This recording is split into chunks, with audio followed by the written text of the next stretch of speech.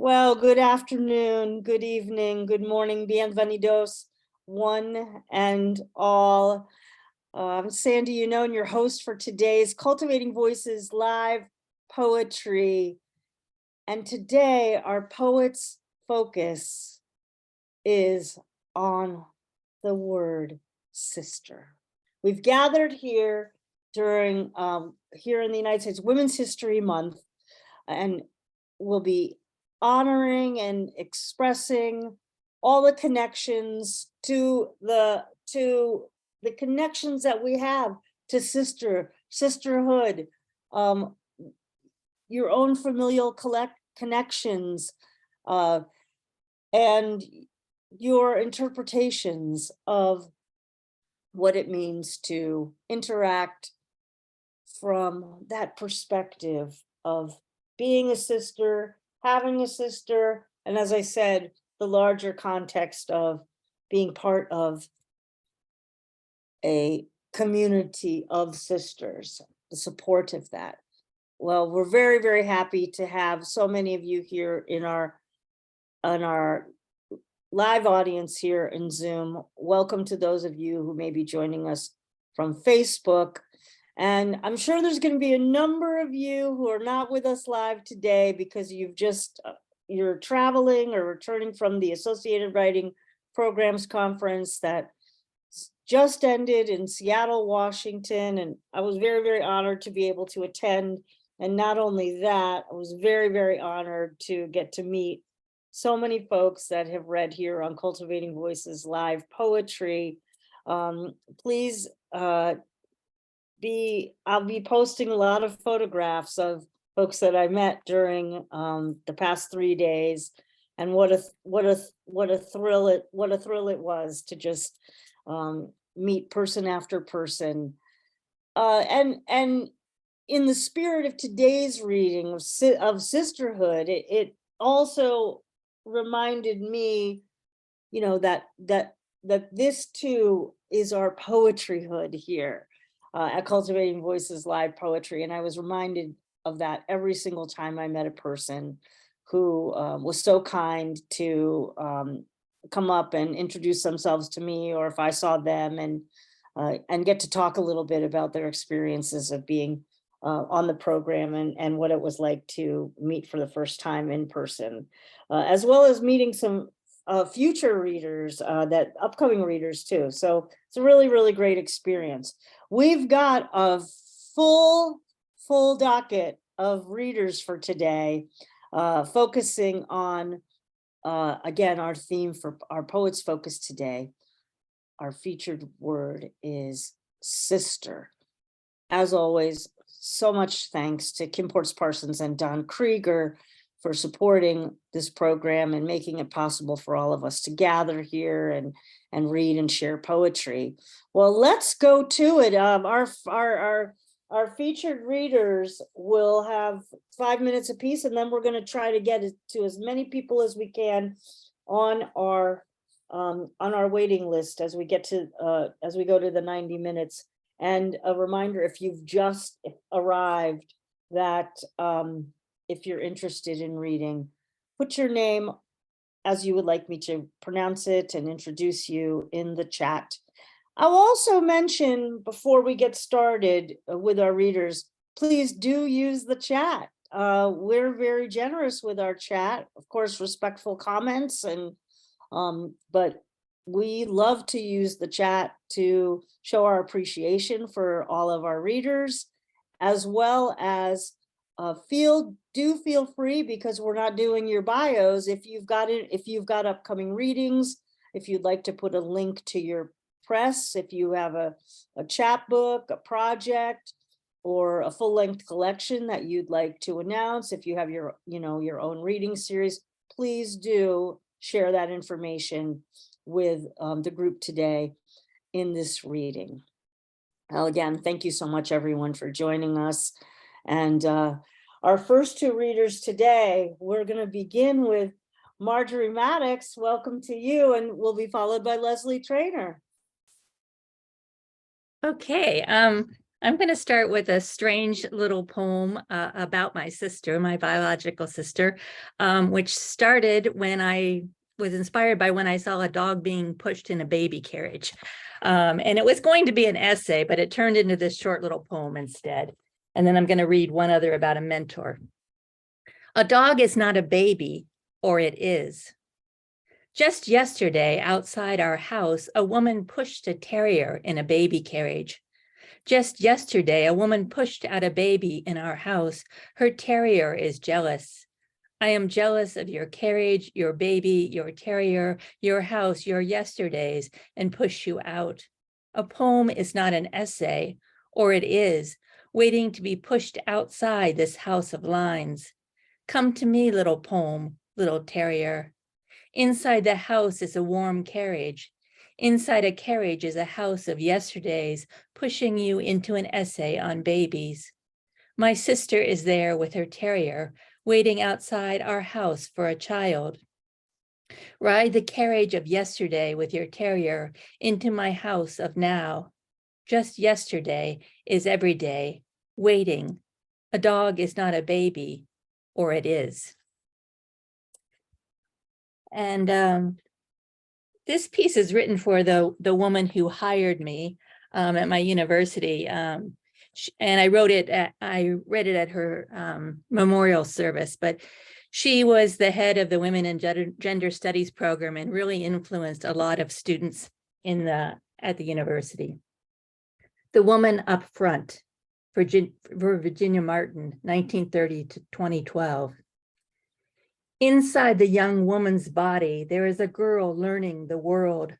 Her awkward hips don't quite fit at the elementary-sized desk in the crowded college classroom, bordered by hills and a horizon, as wide as what she doesn't know yet. She keeps her eyes down, her lips closed, but she is listening to something beyond the narrow streets of her small potholed town. In the words of the woman up front, she hears the raspy call of waves, and she longs to sail, not her own Susquehanna, but a risky saltwater trip to the lighthouse of that other Virginia.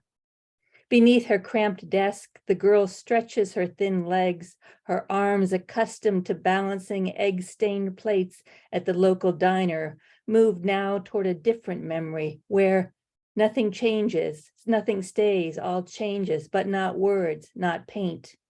And the girl in the young woman's body lifts her hand an inch as if writing or painting a life she just learned existed.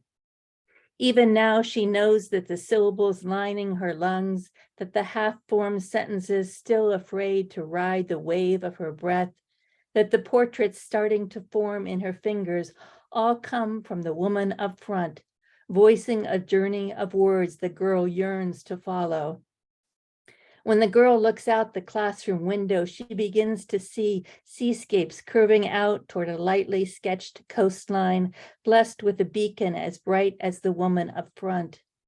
From the water she herself will paint, she'll craft words, whole boats of hope, floating out to the larger world. And this girl, now a young woman in a body that shifts to sit straighter at a too small desk in central Pennsylvania, opens her mouth to speak waves of words, while the woman up front nods and listens and keeps heading out to the lighthouse, where together they'll both turn and row further into the vast blue of a future she first heard from the woman up front. Thank you. Beautiful. Wow. Thank you so much, Marjorie. That's Marjorie Maddox, everyone. Kicking off our reading today on the theme of sister for our poets focus. And as I mentioned in the chat, I love that you took this opportunity to elevate, honor a mentor. What a great interpretation to bring forth to the program of the word, the connection. Thank you so much. Well, our next reader will be Lesley Traynor, followed by Dianne Knox. And just a reminder, folks, our featured readers today will be reading 5 minutes, and we'll get to as many folks as we can on the wait list. And we're probably getting close to what we'd be able to handle, but if you've just arrived and you'd like to put your name onto the list, feel free to put that in, and Kim will keep assembling, and she'll let me know when we're pretty full up. Thank you. All right, Lesley, let's hear your fabulous poems today. Thank you so much. My sister sleeps in my garden, shaded by a plum tree. The same tree the old man told me he stole from. His story, 90 years in the remembering. My sister sleeps escaping from a story she would not have chosen to write. Hers, 25 years in the forgetting. With each exhaled breath, words escape, words she would trap if awake. Malignant vapors that wreak havoc, draining her of the will to live. My sister sleeps, hummed into slumber by bees beating their wings against a blue haze of lavender, releasing its minty sweetness. As the aroma bathes her, she is pulled further into a fairy land of rest, one she does not want to leave. Surrendering, other thoughts enter her dreams, dreams of when she is that girl again, running through a wood of lilac trees, laughing as the wind soaks us in blossoms, clusters bursting on her skin like tiny Parma violets. This I know, as she smiles when that same sweet scent drifts down from my own memorial tree to childhood. My sister sleeps. I, sentinel, protecting, wait for her to surface into deep, turbulent water. Her life. Shh, mia sorella dorme. I've read from my pamphlet Thrawn, and Thrawn is a Scots word that used to be used as quite a derogatory term for women. So hence why this was labelled, or I titled it Thrawn. And I brought together a collective of women writers in 2016, and they're called Women with Fierce Words. And last year, I got the opportunity to read the poem that I wrote for the very first day we came together at the Scottish Parliament, and it's called Thrawn. I am a dangerous woman, with words that are fierce, can pierce, punch through barriers some would place in my path. They can reduce others to tears, highlight fears that only a woman would know. I am a dangerous woman. I have a voice, and it will sing, it will ring with a truth. And when my words are hoarse and bloodied from the battlefield, my fierce words will lift me, set me back on my true course. But this voice can soothe, embrace you in words that keep the weeping at bay, support you, hold you, until the day your own fierce words form in your mouth and you stand in this place and are free to have your say. Thank you. Oh, that is Lesley Traynor. Wonderful contributions to our Poets Focus today on sister. I wanted to diverge for a moment to, I meant to say this at the top of the hour, for me, I wanted to invoke my own sister a little bit and mention my sister Elizabeth Ann. Some of you know her. She was the impetus to start Cultivating Voices live poetry.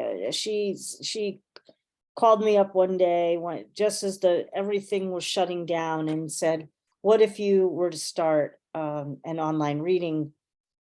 And very few existed at that point. We could barely find any. And so I just want to give a little shout out to my sister Elizabeth Ann. She had mentored so many people on how to use Zoom in those first early weeks, and she's not with us. She's not with us on the program today, but I just wanted to acknowledge my own sister, who's really why we're able to be here today, because she encouraged this gathering. So thank you. All right, we'll hear from Dianne Knox now, and Dianne will be followed by Max Vandersteen. Great to have you here with us today, Dianne. Thank you. Thank you for having me. I have one. It's called Unexiled Poet. Don't you know I cannot put my hair back once it has tasted air and felt the sun? Your first indication of my non-sublimation, one strand showing out from under. Then, in opposition, I have chosen to swing my locks, entwine them with my sisters, flaunting freedom. You cannot control my thoughts, my education, my tresses, my dress, my happiness. I want to get under your skin, in your hair.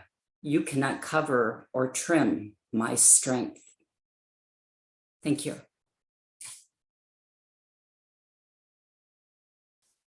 Ooh, yeah, that last line.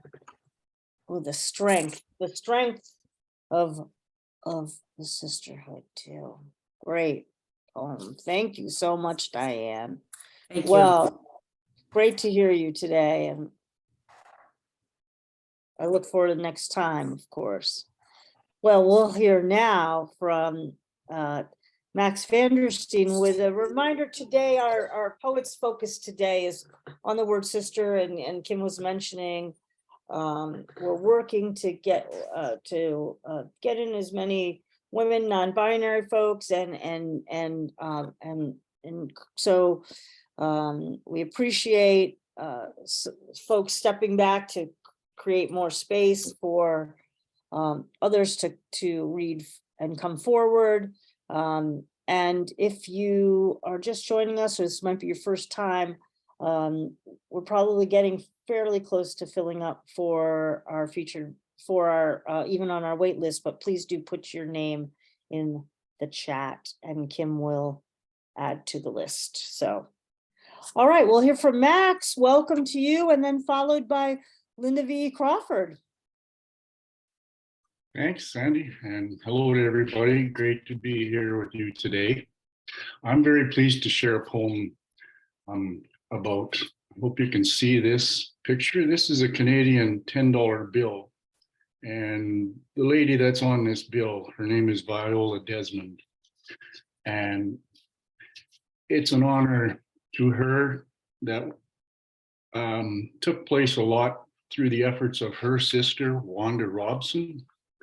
And the bill commemorates the struggles of Viola and her courage and bravery through the movement. And I'm pleased to read this again, as I wasn't able to attend during Black History Month. It is in recognition of her efforts in equalization and the fight against the racial struggle. So I call the poem In Company of the Queen, and that is because she's the first woman who is not the queen that's appeared on Canadian monetary bills. So it starts with a quote, In Company of the Queen. Every individual is equal before and under the law and has the right to equal protection and equal benefit of the law without discrimination. And this is a quotation from the Canadian Charter of Rights and Freedoms, which is on the opposite side of the $10 Canadian bill from the image of Viola Desmond. Well, the poem goes, it's kind of a story about what happened to her and her sister. She was resolute, an educator with an entrepreneurial shrewdness, daughter of James and Gwendolyn Davis, descended from slaves who fled the US. Her husband, Jack Desmond, was the first registered Black barber in Halifax, while she taught at 2 segregated schools, often subjected to racial attacks. In time, Viola left the teaching trade to commit herself to a new mission. She traveled outside of Nova Scotia to obtain training as a beautician, since no schools there accepted Black women. When Vi's studio of beauty culture was then established upon her return, it catered to eminent women of color. Soon after, she opened a beauty school to offer training to local women, then created a line of beauty wares she sold her graduates in addition to use in operating their own shops. Despite obstacles and racist dissent, Viola prospered in business, fostered the Black community and empowerment.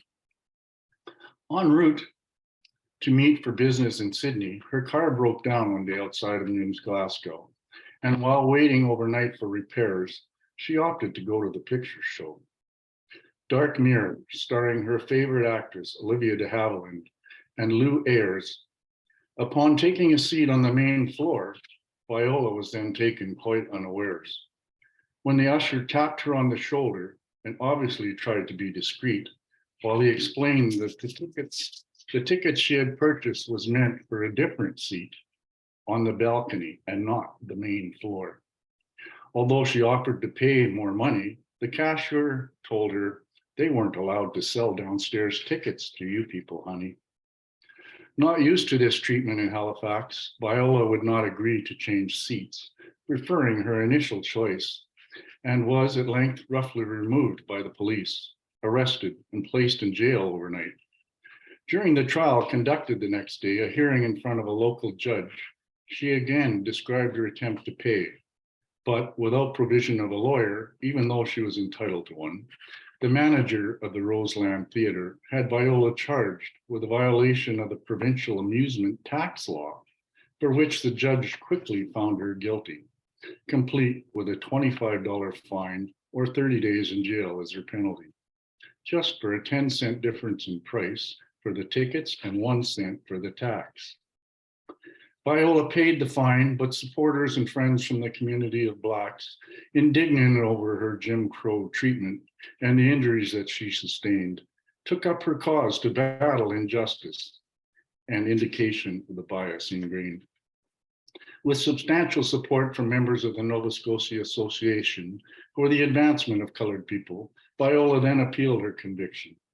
In January 1947, the Nova Scotia Supreme Court agreed with the original ruling and effectively cut her challenge short. The distaste of the ordeal lingered on while questions about intent still remained. Would that manager of the theater have been as ardent to have Viola arraigned for defrauding the provincial if her color had been other than Black? Was there, in fact, an ulterior motive underlying this partisan attack? Though Viola Desmond never received acknowledgement of the discrimination behind her case, she did live long enough to witness the end of segregation in Nova Scotia in 1954. She died 11 years later, unclear of the impact that her actions had made for equality she helped pioneer. Resulting from efforts of her sister, Wanda Robson, who began to travel in order to share Viola's story and the injustice of her legal battle, then published a book, Sister to Courage, in 2010.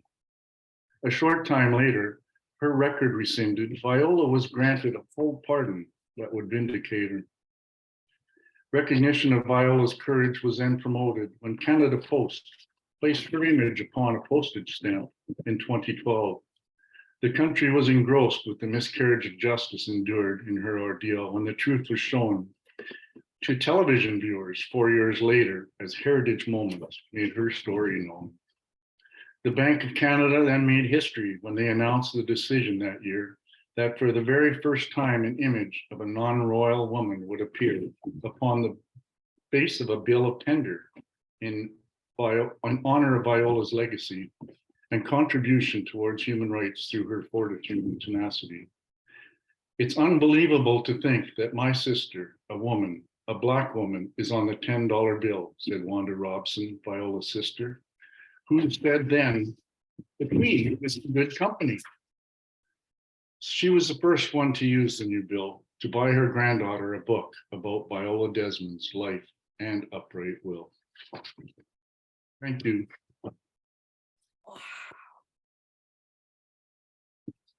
That's Max Vandersteen. Thank you for sharing this epic story of this epic sister connection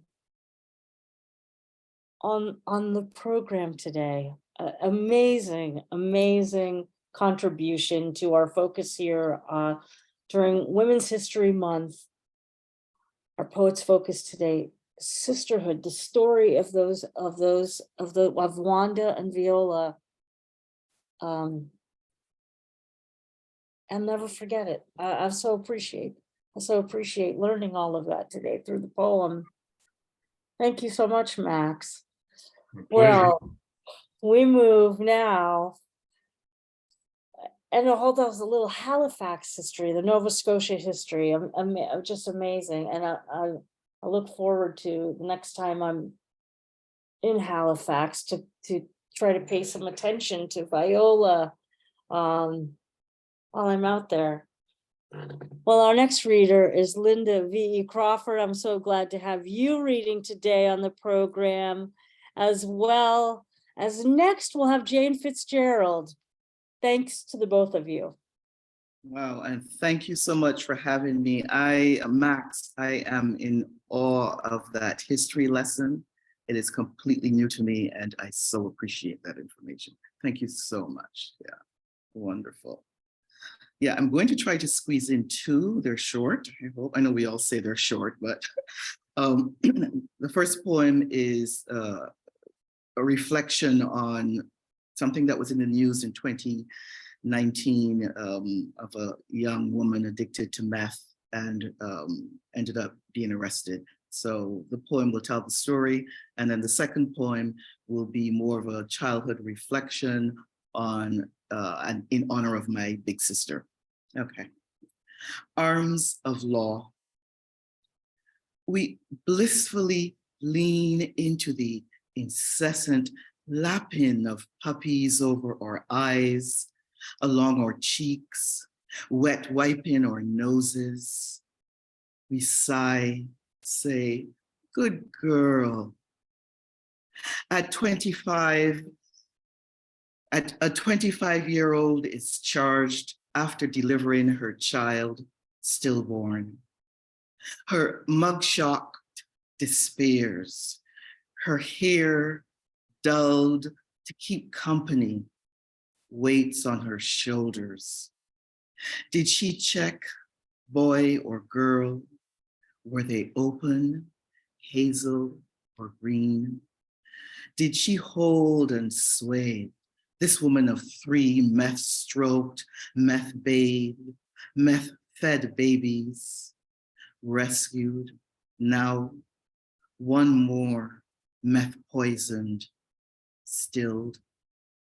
Locking her loss into murderer will not dislodge our fears, will not dry up her tears.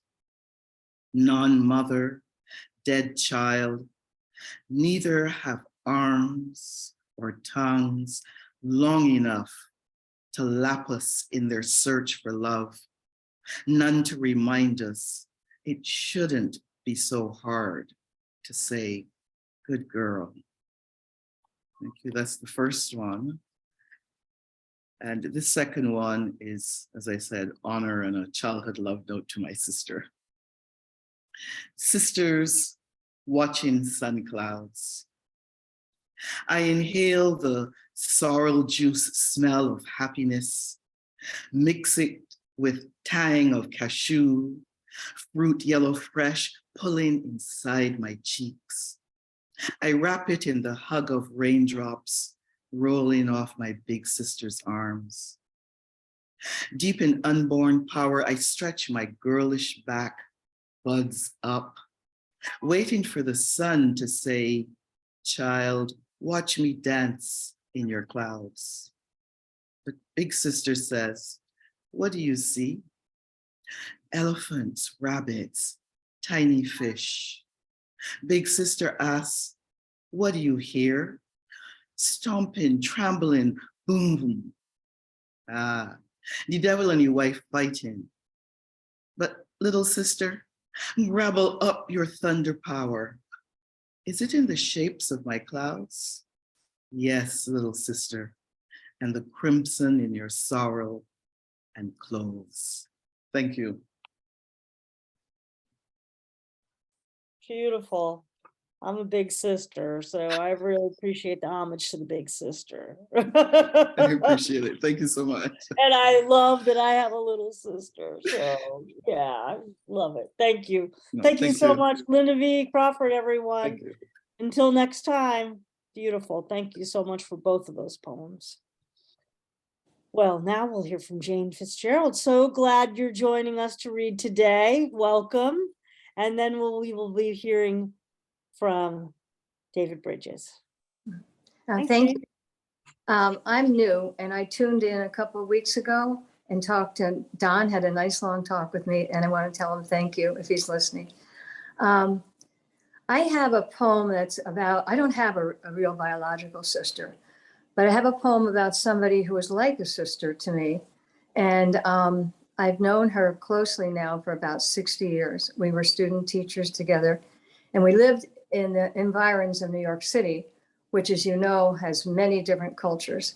And she and I were from different cultures, and we became very close when we found that we had very underlying beliefs that were the same. So this is called Fortuitous Friendship. They grew up mere miles apart in diverse worlds, whose spheres rarely intersected, separated by religious culture, holidays, food, customs, busy city streets, apartment living, Friday night Shabbat, Saturday synagogue, a milieu foreign to fields in suburbia, village freedom, roller skating, biking, and walking to school and church on Sundays. They met by a fortuitous chance bestowed by a universal loving God, student teaching in a distant school. A friendship began to germinate.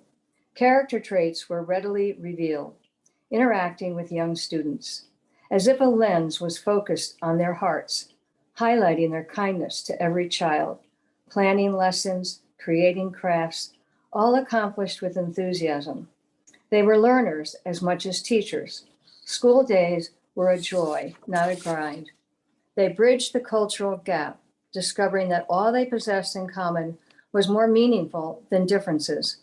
Each was enriched by the other's culture. Wrapping Christmas presents became a fun novelty. Latkes and stuffed cabbage were deliciously unique. Sharing their families revealed deeper connections. Fortunate to have loving, stable parents who instilled in their children the same values passed down from generations before, like a continuous golden chain held together by the strength of each link. By example and word, they were taught to put family first before their own needs. If tired, the chores would still be done. Responsibility and reliability were expected. Helping with tasks was a given. Promptness showed consideration. Just as the sun eclipses the moon, kindness, respect, and duty shone stronger than self and leisure. Solid cornerstones of ethics bound and blended their personalities over the rough road of a lifetime. Friendship glowed like an eternal star, joined in a cherished relationship. Problems shared and understood. Each a helpful, healthy sounding board. Two souls crossed a bridge years ago and never looked back.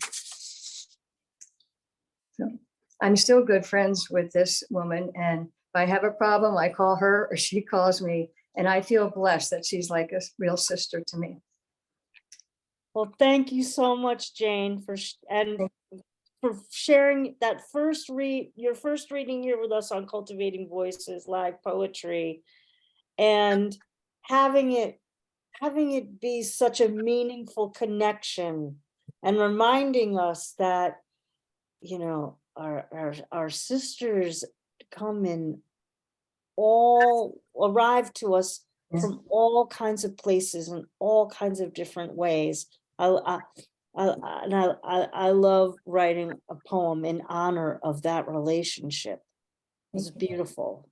Thank you. Well, next we will hear from David Brydges, and David will be followed by Marcella Remund. Hi, David. Hi, Thanks for Sandy. being here. Thank you, and hi, everyone. Thank you very much. I was really looking forward to this because I have two sisters, and one made it into this poem. She's a local reporter, and she spends all day on her computer, you know, writing and stuff like that. And her therapy of sanity is to just, you know, once she leaves work, she goes to a local lake in Northern Ontario here and has a canoe and just spends the whole evening immersed in, you know, nature's wonders. And then she writes a weekly column about it. And it's really her spiritual home, actually. So one day I just decided to write a poem about her. A canoe named Sue.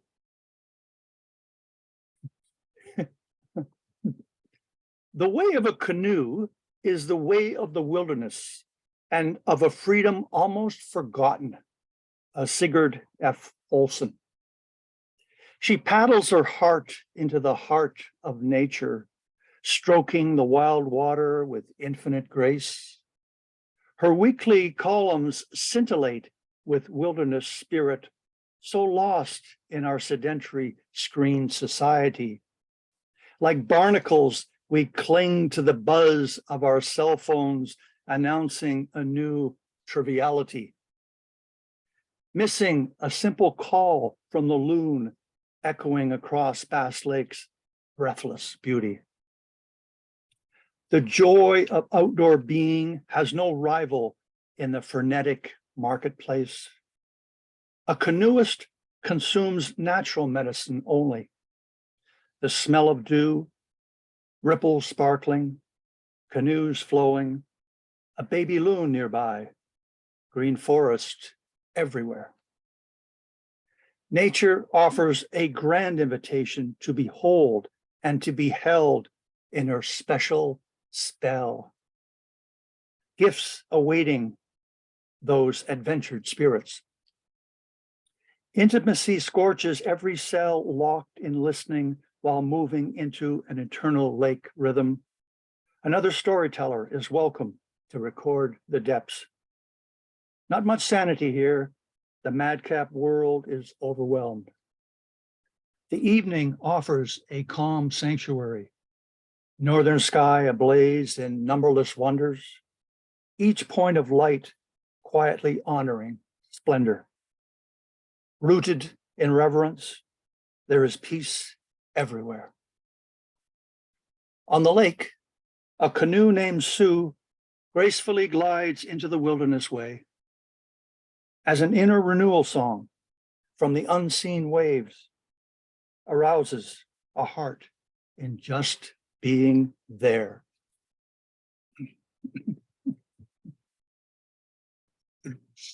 Thank you so much, David. I love that. I hope you've shared this poem with your sister.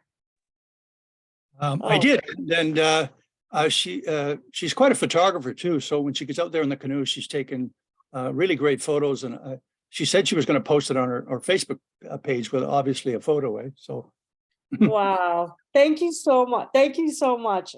Everybody, I'm just really, I'm touched by these poems today. I'm feeling all the feels, as they say. I'm loving what you all are bringing to this reading today. And it's an honor. Our poets focus today on sister. It's you all been so thoughtful in what you've shared. It's beautiful. Well, thank you. And we will now hear our next poet is Marcella Remund, and then we'll hear from Harvey Soss. Marcella, great to see you today. Thanks for joining us.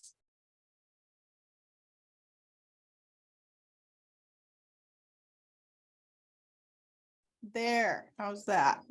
There you go. It was great to be here. And I have two really short poems. This first one is from a series of poems I wrote about the Magdalen laundries of Ireland, which most people don't know. There were also Magdalen laundries in the United States. And I feel a sisterly sort of kinship with the girls and women who were forced to work in the laundries. So one of the things I learned about the Magdalens is that they were often punished by having to stand all day and wear signs. And the signs generally were whatever offense they'd committed. So this is a little poem about two sisters in the laundry called Signs. Kathy pockets an extra crust. She knows the price she'll pay if caught. She's seen girls wear the cardboard signs. The girls who wet their beds, exhaustion, sickness, fright, are wrapped in soiled sheets, made to stand all morning in the refectory doorway. Foul mullions hung with dirty and no scrap to eat. Girls who fall asleep at wash tubs, their sign is lazy. Girls who can't bear the silence, who whisper, speak, or ask a question, are disobedient. Kathy fingers the bread in her pocket. When her ma'am left 9 of them in Buckingham Street with their an angry dock worker, Kathy and her sisters were sent to the laundry. Kathy, the oldest, tries to mother her sisters. When Rose comes in, Kathy slips her the crust. In a smooth, silent glide, sister is there, slaps the bread from Rose's hand, snags both girls by their collars. Rose is sent to work with no food. Kathy spends breakfast dividing the doorway, on her knees praying for forgiveness, thief on her back. All the girls walk past, try to look away. They know the signs too. Kathy will do her day's work, back on her knees at dinner.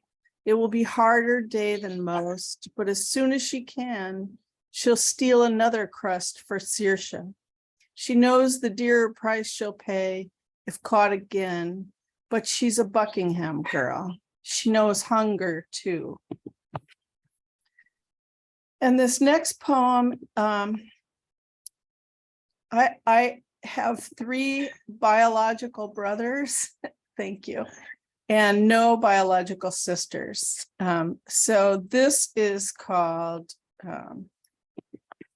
Dream of My Older Sister. I dreamed I had a sister. She was older, but she still played mermaid with me, splashing on the stained basement carpet, luring Roger Cummings or Lee DeMars to the rocks with forlorn songs no one could resist. She was the kind of sister who would have snuck her white shindig boots under her coat so I could wear them at school with the mini skirt I crammed in my lunchbox. She would have given me my first swigs of Boone's Farm at Brad's party, snuck cigs for me, gotten me safely home to bed. We would have smoked our first joints together. Mom yelling up the stairs to shush our hysterical midnight laughter at the way we could both roll our tongues. My sister would have called me every day, no matter how far we wandered. She would have come for me that time I couldn't answer, locked in a bathroom for 3 days by a crazy ex. Much later, she would have been widowed. She would have moved in next door, spent evenings here knitting, remembering, growing old together. Now wrapped in my blanket, I feel my sister's absence like a goiter, a tumor, a stone I tried to swallow and could never get down. Thank you. Thank you. Oh, wow.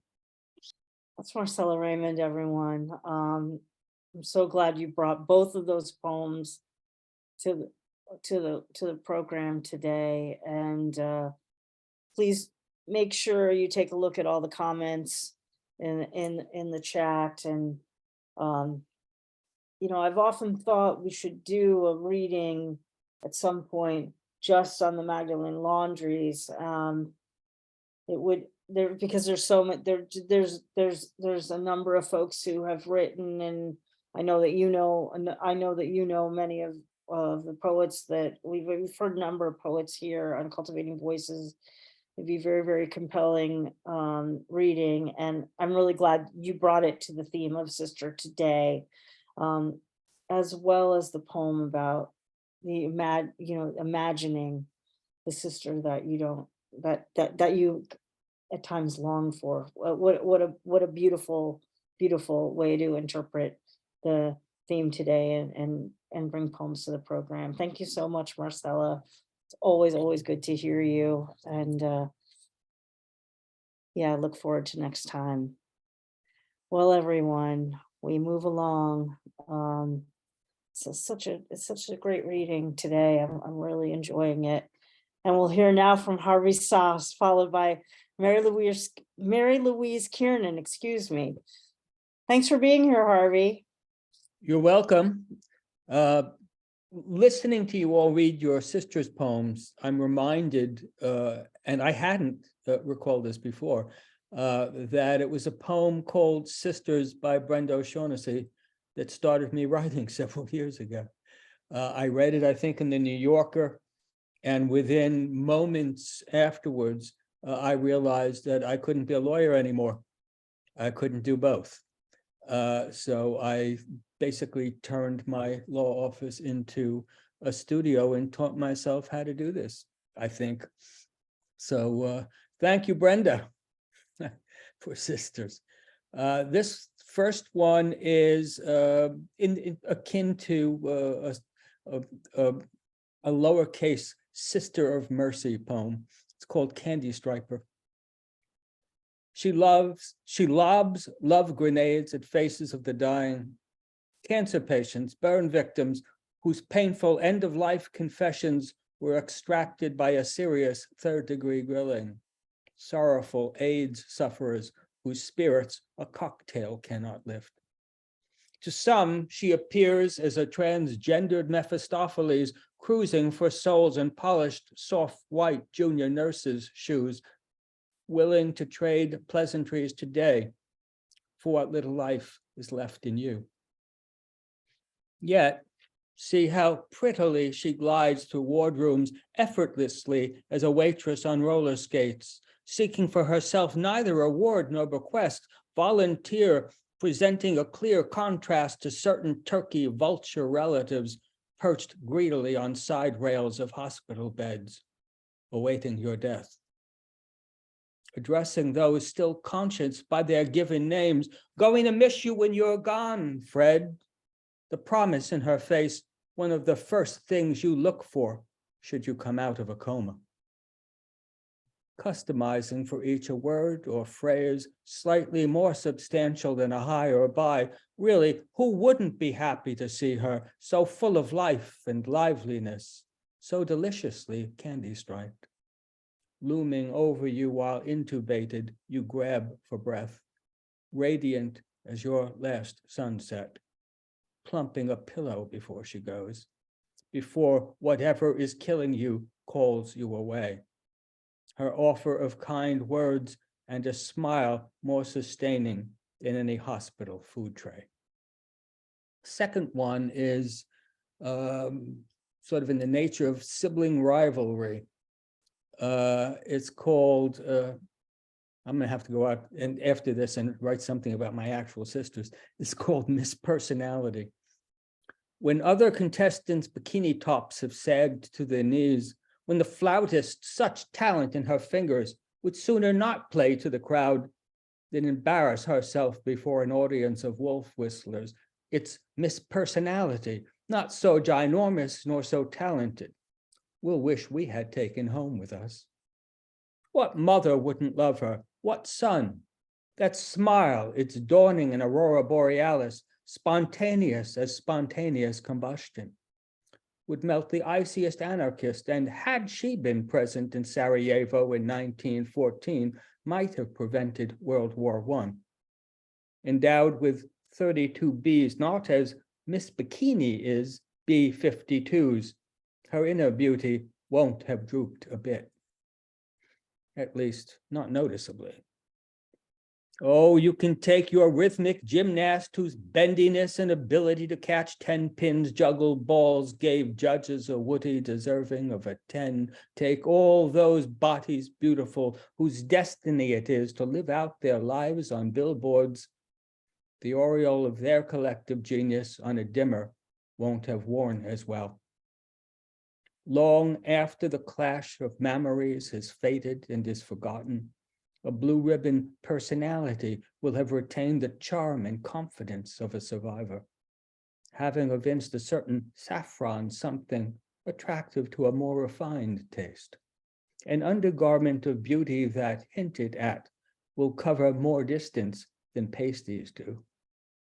Let frat boys swarming a sports bar TV worship golden idols, fixating on polished calves of pageanteers whose double D cups contain no measure of sagaciousness.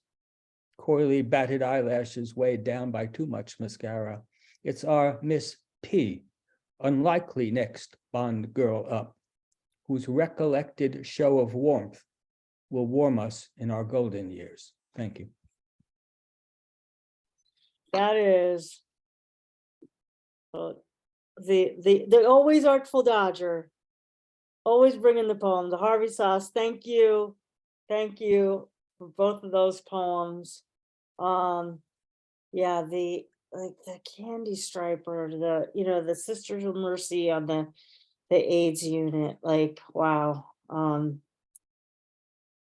Yeah, I'm really. I've taken that one in for a long time. Good. Thank you so much. The poem I was going to read about the comfort woman of World War II would have been too painful and probably too raw for this company. I don't know.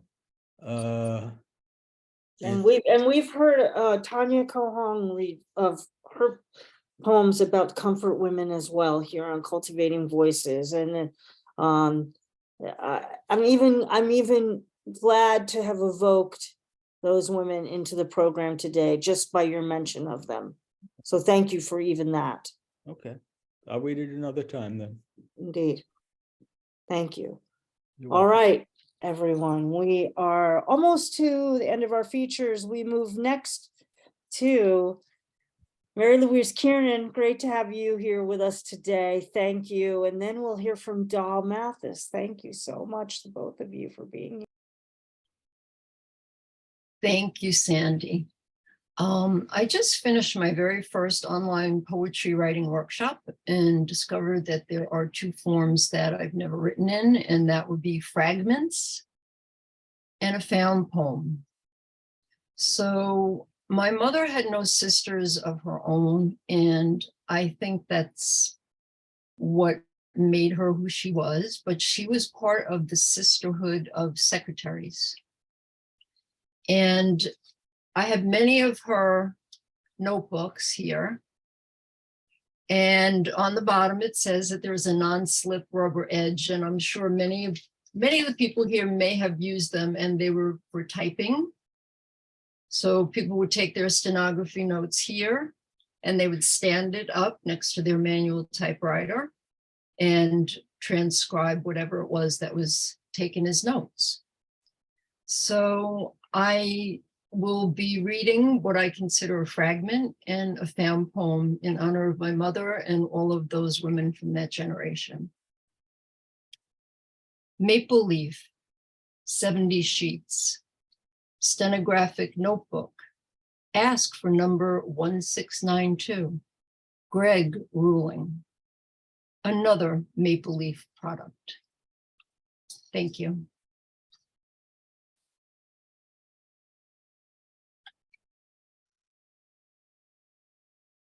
I love that combination of the fragment with the found poem. It's interesting because if there's time, I might read a poem that I pulled out poems from lines that I had discarded from my own journals in honor of a poet who inspired me. And those stenographer, all of them are written in those kind of stenographer kind of notebooks. I love the artifact, showing the artifact. Thank you. Fabulous. Oh my gosh. Keep going with this project. Oh, and again, another really great interpretation of, women working together as a kind of sisterhood, a shared experience, and what that's contributed to our narrative about women in work and over time. Really, really amazing. Thank you so much. It's also reminding me of the Raising Lily Ledbetter collection poems of women who occupy the workspace, and that we've featured here on Cultivating Voices Live Poetry. Thanks again, everybody. Such provocative work here. So many prismatic interpretations of our poets focused today on sister. It's exactly and so much more than I could have imagined for today. Well, next we'll hear from Doll Mathis, and then Doll will be followed by Jennifer Elise Wang, and then we'll head to our wait list for a poem apiece. Welcome. I'm so glad to have you here today. Hi, I can't believe I'm number 11, the very top of the, of the bottom, so to speak. And Mary Louise, my mother had 3 sisters, and her favorite one was named Mary Louise. And my father named me after her 3 sisters. It's complicated, but anyway, I had to say that when I saw your name. And then just one more thing, I forget now who it was that was talking about the sister you wish you had. So I grew up in the late 50s and 60s, and I didn't have a brother. So I thought I could adopt John F. Kennedy Jr. as my little brother. And I called him John. We had a lot of fun. Anyway. These are just a few lighthearted lines, and I'm going to call it Baby. The eldest, Jean, perfect in every way, smart, pretty, accomplished, and most of all, obedient. The middle one, Brenda, popular in every way, and also smart, cute, accomplished, and most of all, never blamed for all the shit she did. And the youngest, me, the baby, the rebel, but not in every way. Okay, smart enough, reasonably accomplished, but most of all, a lesbian and not even a Christian. 3 sisters, us. I'll be the baby to them always. Thanks, that's it. Thank you. Oh, thank you so much. That's terrific. That's just terrific. Let's tell Mathis, everyone. And yeah, it's great that you're following Jennifer's following you because she felt like a connection. It's awesome. Yeah, make sure to take all the read the comments in the chat. Thank you so much. All right, well, our last featured reader for today, and then we'll be heading to our oh, we're literally at 1 o'clock. It's perfect timing. Jennifer Elise Wang, so glad you're here today. Looking forward to your contributions today on our Poets Focus on Sister for Women's History Month. Great to have you here. Right, yeah. I'm an older sister, so that's why I made the comment, like I've always wanted to have an older brother, but I was an older sister. So I kind of was debating what to read, and sisterhood kind of reminded me of like my queer family. We always call each other family, and the performer family. So I don't belong to a particular drag family, but I think like in a way we're all like brothers and sisters and siblings. And so I decided to pull out my angry poem about just the fact that there's been a lot of anti-drag, anti-trans legislation. It's particularly targeting my state here in Texas. My former school district had a very specific law, or I guess rule that got passed, that you couldn't talk about gender in the classrooms. So I wrote this, kind of channeled, I guess, my angry older sister energy and wrote this poem called To the Conservatives of Grapevine Colleyville ISD. Did I not get an invite to my 10-year high school reunion, despite being class salutatorian, because you were afraid I'd say the same things as Demi Lovato did about our middle school? Now that the whole district's the nation's laughingstock, a warning of a fascist future, and you're trying to discredit us by pointing out that she went to rehab and I take off my clothes in front of people, and we hang out with these so-called groomers. To quote a movie that I watched in drama class, you keep using that word. I do not think it means what you think it means. Since the only groomer is the one you married right after your graduation and his 29th birthday. And our friends are entertainers who wear too much glitter for your comfort. Now you're trying to ban the existence of kids like the ones you bullied, erase their identity, like Demi and I tried to erase our differences, cutting at our skin and destroying ourselves inside before we really knew who we were, to fit in with the white upper middle class cishet mold of a teen who didn't work too hard and didn't stand out.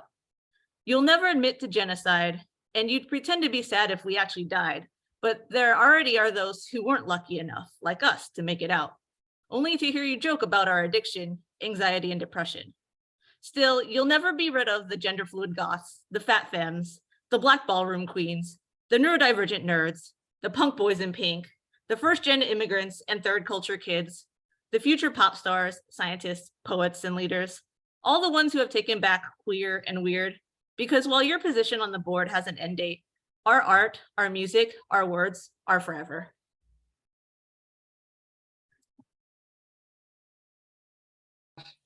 That is Jennifer Elise Wang. Thank you. As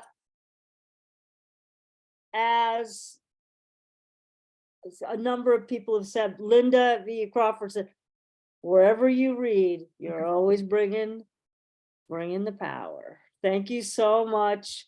Fabulous contribution to today's reading.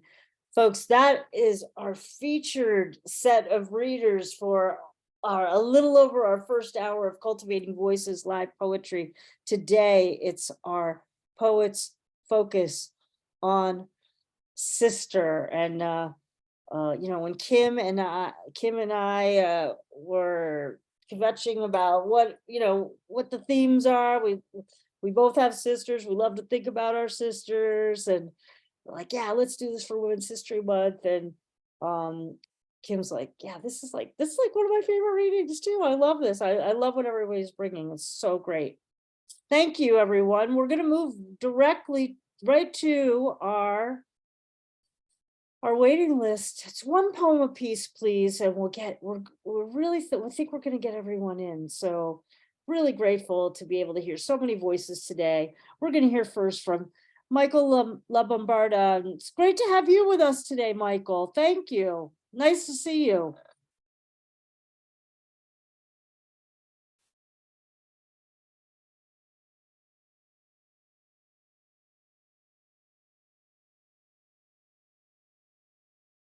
I'm just looking to see if Michael is still with us here. I think he's left, Sandy. Okay, thank you. I see that too. Thank you very much. I'll double check on everybody. Well, we go from one Michael to a very illustrious Michael, whom I hope that you all know and love. I love this person beyond measure. It's the quintessential listener and poet extraordinaire, shared so many things with us on the program over time. And I'm looking forward to Michael Anthony Ingram's contribution. Thank you very much for being here today. So, so thrilled to see you. Thank you. This is one of my favorite places to be on a Sunday afternoon. So thanks to all of you. I like one poem, of course. Before I retired, I was an associate professor at Oregon State University in Corvallis, Oregon. And at that time, before I retired again, they had built a new residence hall. And the hall was named after Carrie Hossell Ward, the first Black graduate from the university in 1926. Wow. So I was invited to write a poem for the dedication ceremony. She's my sister in racial, historical, and academic spirit. I'll put it that way. Because I remember during the ceremony, it was shared with everyone that during her time at Oregon State, there was a white sheet in the classroom between her and the white students. Literally a sheet between them. And she was the sole Black student on the Black side. All right, so the title of this piece is Carrie. She reached out and touched history. Although many could not imagine that it was her plan, given that she was young, life still developing, gelling as a creation, still being molded and forged in hues of ebony, bronze, and gold. Yet she reached out and touched history. Although the fathers of the day refused to believe that she could do so, given that she was a woman. The right to vote for our mothers of our fathers still in its infancy. The casings of a woman's world still relegated to the margins of society. Despite pleas for social reform from suffragettes and cries of "Ain't I a woman too?" from noble voices that yelled out from the far reaches of distant cotton fields and other disdained places of work. Yet she reached out and touched history. Although the academicians of the day could not fathom that it was her plan, yet she was gifted and had the desire and dedication to educate and uplift those who too sought knowledge, freedom, and power. She reached out and touched history, although legions could not foresee it could be her plan, given that she was Black. Color Black when Black was not yet a color, human in world and not the other, living in a space and a time and a place when it was not yet conducive to be young, gifted, Black, and to be a woman. Nevertheless, she reached out and touched history, and history observed and responded in kind, and reached out and met her touch. Applauding, she was young and full of hope and promise. Reveling that she was a woman, one half of a whole, yet whole, perfect, and complete. Relishing that she was gifted, leaving the hollow halls of academia, a college graduate, learning as she set forth to conquer new worlds and new horizons and find ways of surviving and thriving in a world where she'd already achieved despite the odds of achieving. Celebrating proudly because she was Black, convinced of her human right to exist, to learn, to be free, to be carried. She reached out and touched history, and history responded in kind, reached out and met her touch. Destiny smiled and married that ebony night-hewn embrace, creating a legacy of opportunities for all of us to achieve, reach dreams, and ascend undaunted by the limits of our imagination. Thank you.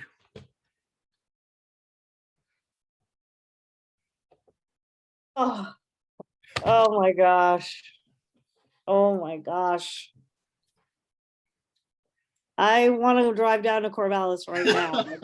I go to the building right now. Is the poem, like, is it up? Is it there? Is the poem I there? think it's in the residence hall on the wall. It's in the residence hall. All right. All right, I believe. I'm not taking sure. a road It was trip. some time Like, ago. I'm taking a road trip. I gotta take a road trip. Wow. Yeah. I want them to make an audio also of like a video of you reading it. Like, also. Well, I believe that all women reach out and touch history, whether they believe they do or not, just by being women. Yeah. So I celebrate all of you. Thank you. That is Michael Anthony Ingram, and contribution to today's Poets Focus on Sister in celebration in honor of Women's History Month. Again, thank you so much for that contribution today.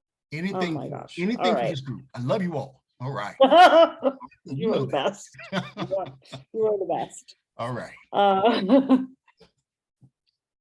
I'm just so thrilled by everyone who has shown up today. And our next reader for that we get to hear one poem from, it's always too few. Regina Garcia, great to have you with us today. Oh my gosh. Thank you for allowing me this opportunity to be here with you. I almost don't know what to say after Michael Anthony Ingram. He brought that. That was absolutely wonderful. It's always a joy to learn a little bit more about the experience of all people. On today, women, and particularly because of my own background, to hear that story was quite something that was quite moving. So I thank you as I stand here on this bridge between starshine and clay, as our sister Lucille Clifton says in her poem, won't you celebrate with me? It's something that there's been something that tried to kill me and it failed. And so I'm so excited to be here with you on today. This poem, I am actually the oldest of 3 sisters, but I have a lot of sister constructs in my life. And so this one is really a poem that was a response to an experience that one of my sorority sisters and I had. I'm a member of Alpha Kappa Alpha Sorority Incorporated. And I actually have the great joy of having many people who are in that work with me. And so this poem is entitled Retrograde. A sister friend came to me today saying that she felt off kilter, like the world was tricking her. Car wrecked, insurance not covering all of what she wanted, what she needed for it to cover, having paid consistently, faithfully over these years. I told her, as we have the same number of birthdays, mine before hers, that 55 was a whole mess, honey. We laughed. Then I told her that it is surely Mercury in retrograde. And we laughed some more. Then, like good Black church girls, no, girl, haven't been brought up in the word. But sometimes I forget that so much of the God of our ancients is wrapped in stars and wines and winds and cleansing water and purging fires in the least rigid of ways, talking, moving earth and skies, rescuing even when we forget the promised power. We revert to westernized boxes of place, destiny, and fixed time. But God has the world in God's hands, power flowing to and through. Of course, she reminded me of the time that we had our brooms balanced upright in the middle of our kitchen floors, a test of magical prowess. She took hers down before I did, said it creeped her out. It was a joke, and I love to take them, the jokes, far. But in truth, this monument of my inherent power somehow made me feel more able, more free. It stayed long time. This broom, was not removed before I said it could be, and nobody dared. Its ever-standing presence lifted me, emboldened me, and reminded me that there really was something in me, maybe like a too often smothered power. Science, magic, Black girls, God.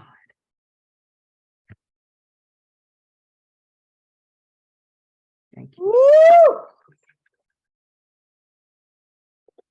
Now, I get why a person doesn't want to follow Michael Anthony Ingram. I get that.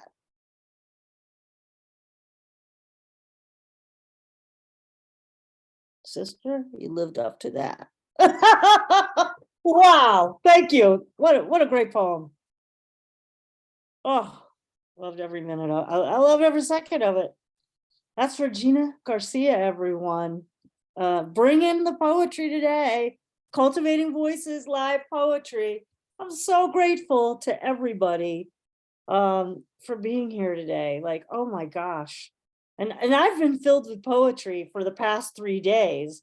And I'm like, you know, I thought I was going to be saturated. I'm like, woo, you all have just elevated it like total notches today. Thank you. It's incredible, incredible. Well, folks, we are winding down our final few our final few folks that we're going to get into the reading today. And Niamh Condon is next. I'm so glad to have you here today. Thank you for joining us. Hi, sorry, the Wi-Fi keeps dropping, so I can kind of hear and then I can't hear. You're good. You're good, and you sound fine. You sound fine. Thank you. I signed up for this like ages ago and kind of forgot about it, and then I keep getting the email notification saying, "Hey, join!" And then I joined for the first time last week, and it was very cool and enlightening and very poetic. So I thought I'd put my name down to read something not the best, but look, it's it's about my sister who's like 2 years younger than me now.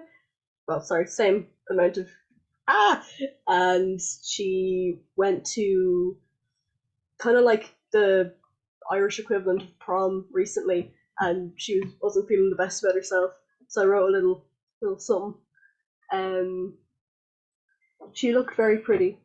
Her dress was backless and floor-length, a glittery blue that shone magnificently in this lighting, with short rounded nails to match. She had light makeup and a sharp red lipstick to contrast the hue of her dress. Usually she had freckles in a haphazard spray across her nose and forehead, but she told herself it did not fit the theme, and had instead spent hours creating the most gorgeous face to showcase with the world. Her mousy brown hair fell down her back for once, wavy and long, and swaying in the breeze. Usually it would be bound tight at the back of her head because it is decidedly not pretty enough for boys, who once reached to yank on her plaits, but now sit and devour her from across the classroom. But as she reminds herself, her usual didn't fit tonight's theme. She was very pretty. It's a real shame she doesn't feel that pretty.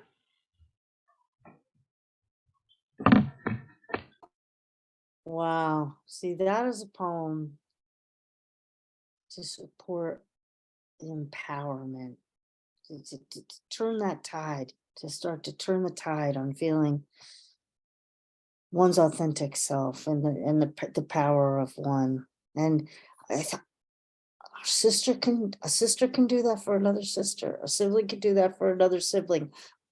We can all do that for each other. I'm so glad you came today to read that poem. And I'll look forward to you coming and sharing more with us. All right, everybody. I'm really looking forward to hearing Don Krieger's contribution to the reading today. And it's been so fabulous today. We've been hearing folks, we've had that one of Kate Wedgerson's favorite kinds of readings, where there's folks that have been reading with us for a long time, and we're getting to hear some new voices today. So I'm really excited about this combination today. And next is Don Krieger. Thank you so much, Don, for contributing to the reading today. I hope you're enjoying it as much. Yeah, I am. Thanks, Sandy. As soon as I'm done reading, I'm going to post in the comments a link where you can find the poem I'm going to read online. And I'm also posting links to Ansha Sten's Hair in the Wind project in solidarity with the women of Iran. And I'm going to post a short poem that's in that project that I wrote. My poem is in remembrance of the Atlanta spa shootings of March 16th, 3 years ago. No one was there. Lot's wife died nameless for being unmale.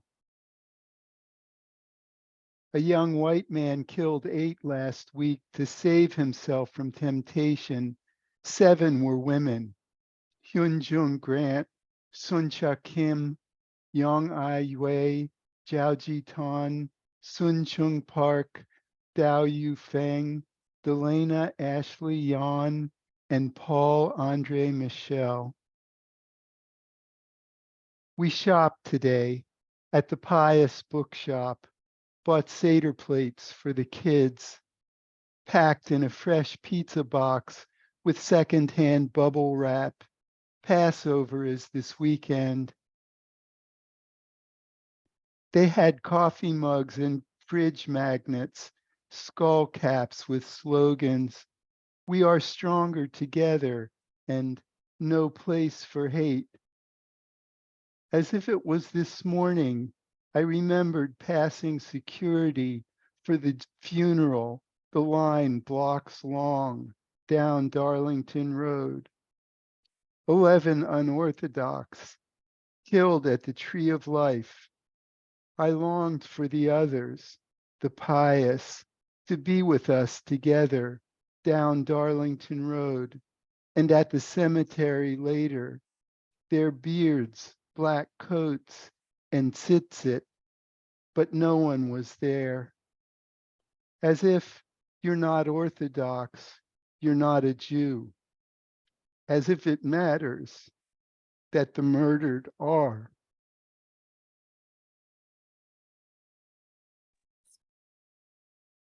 That's Don Krieger, everyone. And you've shared that poem on Cultivating Voices. It seems extremely fitting to share it today. And I'm like beyond moved by that poem every time I hear it.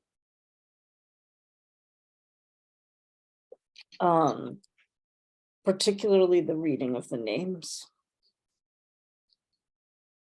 Thank you for bringing that poem to the program today. Well, as I mentioned, everyone, it's exciting when we get to hear poets that are reading for the first time, and our last two poets for today on the from our waiting list are 2 folks that have not been on the program with us before. So I want to extend a great welcome first to Perie Longo. Thank you so much, Sandy. It's thrilling to be here. And I haven't had so much fun listening to poetry in a long time. You're all wonderful, and I'm just blown away. And Sandy, your comments after every poem are just wonderful. You're a fabulous listener. I was so excited to be on. I logged on yesterday, and I kept waiting and waiting.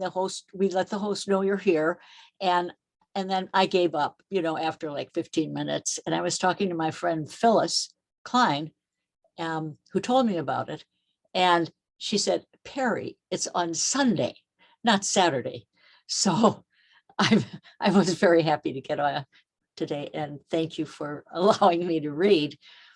After I got on in 5 minutes, my thing said, your internet is unstable, and I was kicked off. And so I got on again, and here I am.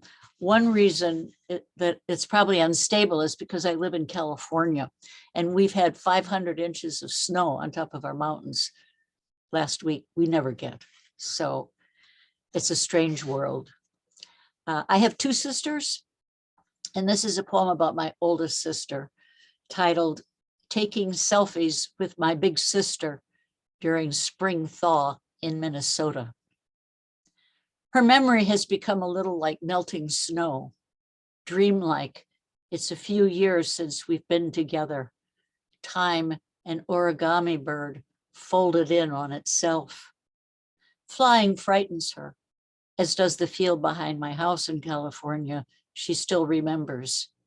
Any minute it could catch fire. Worse, it could bury me, like the one she heard about on the news. You should think about moving back. You should think. She repeats everything, at least twice. Once a nurse, she's used to giving advice. Next thing, we're kids and mother appears. My sister begins a litany of old miseries. Words darken her room in the complex where she's come to live in her 80s. But she loved us, I say, between her storms. I show her latest pictures of my grandchildren on the iPhone, and one I just took walking the Zumbro River outside her window. 2 ducks feed over the reflection of leafless trees. Let's take a selfie to remember today, I say. Face to face, I snap one picture after another. She laughs as long ago. Not that, not that. Our laughter disperses shadows, echoes down the long hallway of closed doors. She chooses a favorite. Not bad for an old lady. I suggest 2 ducks going with the flow.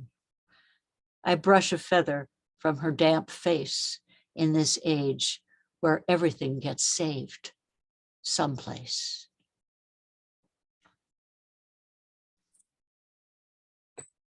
Oh, that last line, where everything gets saved someplace. Oh, it's Perie Longo, everyone. I'm so thrilled that you've joined us. I look forward to the next time. And also, any Saturday or Sunday. Maybe we'll create a Saturday. And give our best to Phyllis.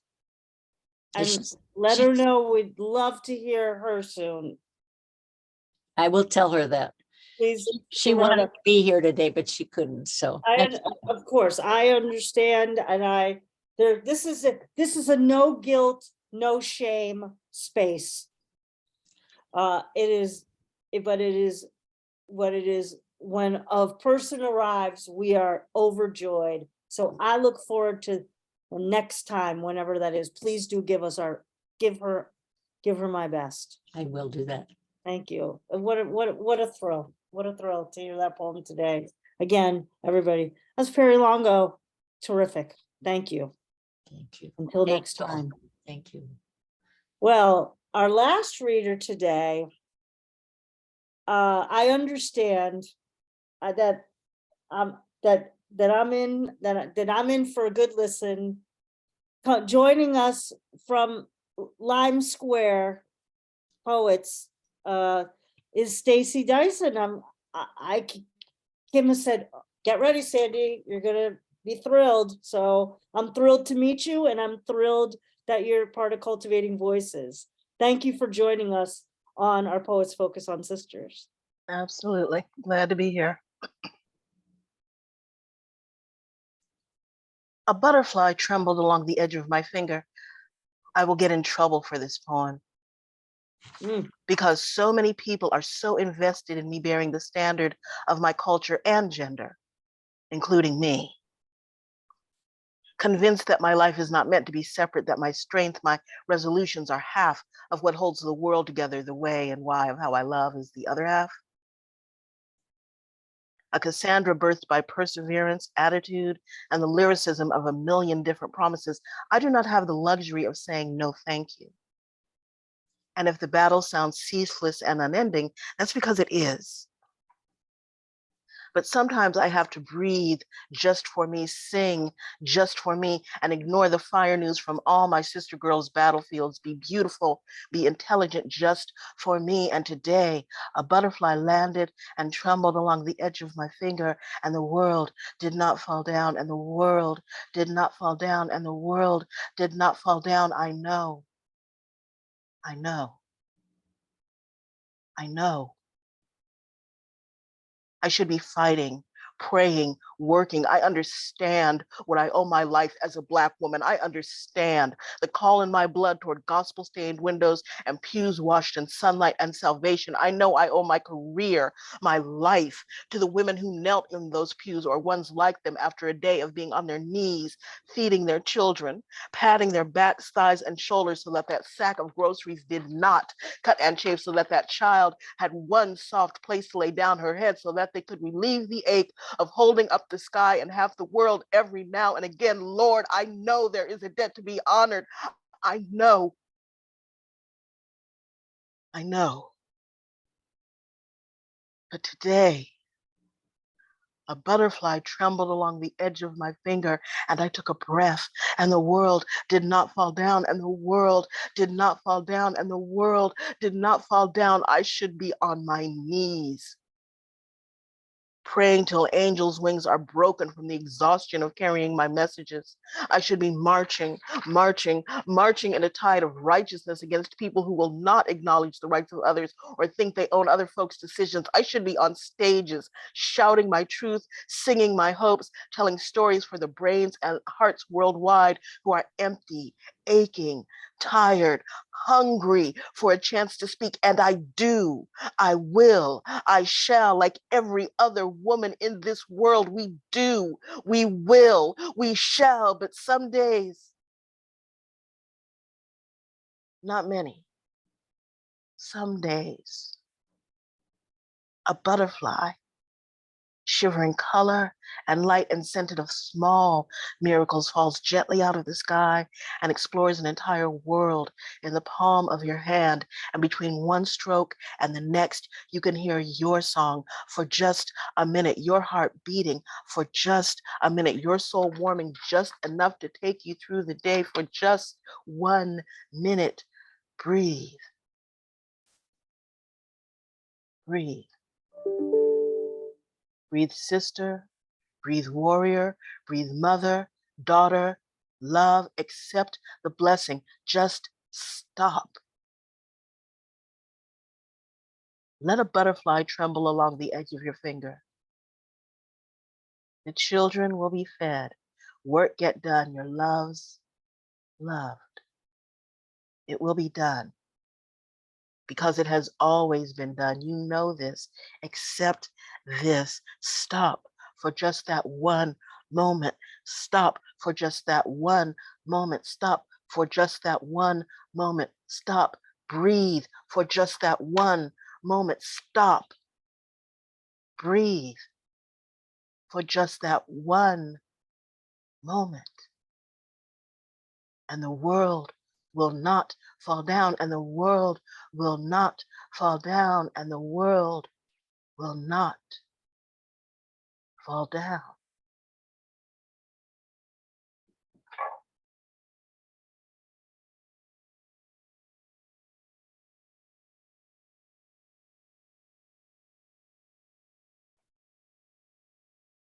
That is a poetry anthem, if I have ever heard one. And I was gonna read a poem, and I'm like, nope, this is, I can't follow that poem, and I'm not going to. That is Stacy Dyson, everyone, and that is the perfect poem. With its lyricism, its power, its message, its movements.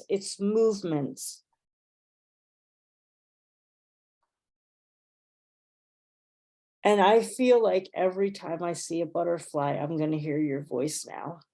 And when and in that poem, where you are talking about being on a stage, I feel like now your poem created a stage for me where every time I see a butterfly, I'm going to hear your voice. And I'm going to be reminded of this message. And that all the messages in that poem. I want to thank you.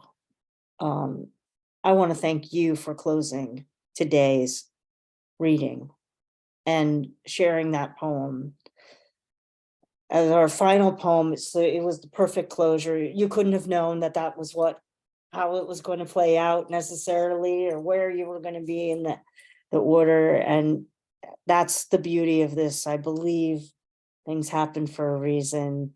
The poems line up exactly as they should. And we have had a symphony of sisters today in our Poets Focus today on sister.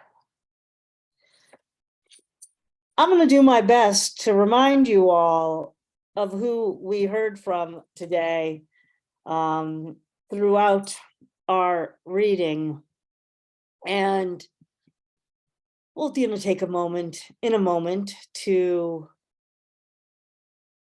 unmute and share our appreciation. We heard at the top of the hour from Marjorie Maddox, Lesley Traynor, Dianne Knox, Max Vandersteen, Lynda V. Crawford, Jane Fitzgerald, David Brydges, Marcella Remund, Harvey Soss, Mary Louise Kiernan, Mary Mathis, Jennifer Elise Wang, Michael Anthony Ingram,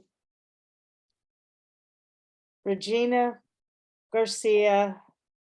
I'm just getting all my names in order here, everyone. I want to make sure I get every single person in, everyone. My beautiful list. Regina Garcia. And finally, after Regina, Niamh Condon. Great to hear you. And there are no silly poems. There's just our important voices. There's just our important voices. And then we heard for our final poets. We got to hear so many voices today, closing out with Don Krieger, Perie Longo, and Stacy Dyson. Would you please take a moment to unmute, share our appreciation for everyone today. I loved this reading. I appreciate all of you arriving to read. It was amazing. Bravo is right. Bravo. Whew.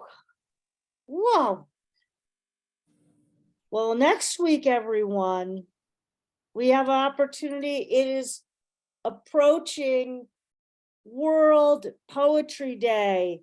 And we are going to use our wild card open mic instead to kind of pivot a little special event and celebrate World Poetry Day. You all are poets of the world. Come on back. We're gonna have some special featured poets. Kim, you've been working so hard on putting this one together. Why don't you give us a little preview of who we're going to hear from next time? I just threw it up into the chat, Sandy, if you want to read it. We've got a theme for World Poetry Day, connection. There it is. Connection. We'll hear for each of our readers will be coming from multiple continents around the world, sharing some of their work. And then we will have a hopefully international open mic, one poem each related to the theme of connection, and we'll fit in as many as we can, right, Sandy? That is absolutely true. I aspire to do it even though I sometimes blather on out of my joy and exuberance for poetry, which means sometimes I tick moments off the clock that we could have been hearing a poem instead. But there you have it. Folks, you will not want to miss. I mean, you're here, you experienced what you experienced today. I have no doubt that the power of poetry will return next week from around the world with our fabulous, fabulous features who've been with us before. Some Cornto, Rain Gehogan, and Dor Cipher, who, if y'all don't know, is one of the co-hosts of Lime Square Poets, joining us from Limerick, Archana Sani, and our beloved Mary Owishi. I'm thinking of all the readers, of all the readings that they've done with us before, very powerful. And then, of course, we'll have the power of your voices from around the time zones. Well, that's it for our gathering today. Again, I'm so appreciative for each and every one of you who came to read and who came to listen, What an astounding display of history and connection and legacy. The legacy of our familial and our chosen familial, how we interpret who becomes part of our living tapestry of what is our families and what inspires us and allows us to move on and write our poems. Again, I love what you all brought today, and I look forward to seeing and hearing you all next time, whether that's next week or the next time I have the privilege to hear you read. Well, I'm Sandy Yannone, your host for Cultivating Voices Live Poetry. Hey, look for the pictures. I'm probably going to post some later today of folks I was able to meet during AWP. You'll see some definite joy on our faces. It was a thrill to meet so many folks in person, and I look forward to the time when I'll meet each of you in person as well. And as I always say, as we close out the program, please take very good care of yourselves. Take exquisite care of your beloveds, and look what happens when you continue to write your miraculous poems. Oh, we witnessed it today, and I thank all of you for sharing.